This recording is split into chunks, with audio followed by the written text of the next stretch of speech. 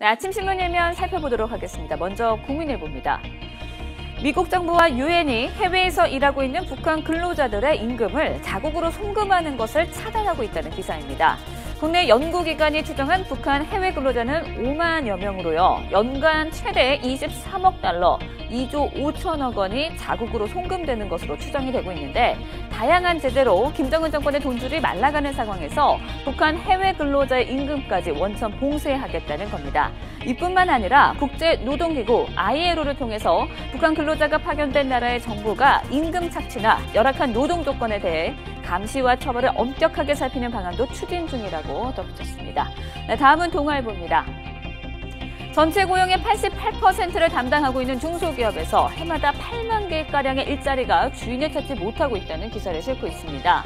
중소기업이 지난해 하반기 채우지 못한 일자리가 7만 7천여 개, 이 가운데 6만여 개가 연구직이나 생산직 같은 이공계 일자리라고 하는데요. 중소기업은 기술과 생산 관련 업무가 많아서 현장에 바로 투입할 수 있는 이공계 출신을 선호하지만 정작 이공계 출신들은 대우가 좋은 대기업으로 취업하기 때문에 이 같은 일자리 공백이 줄지 않고 있다고 지적을 하고 있습니다. 네, 다음은 한겨레 신문입니다.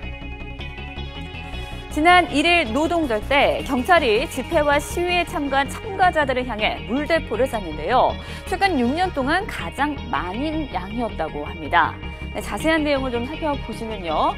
지난 1일 서울 종로구 안국동 내거리 한 곳에서만 4만 리터의 물이 참가자들에게 발사됐는데요. 2010년 이후 13차례의 물대포가 발사된 가운데 가장 많은 양이었다고 합니다. 네, 최근 시민단체가 당시 교통용 CCTV를 이용해서 집회 상황을 지휘한 서울경찰청장을 고발했는데요.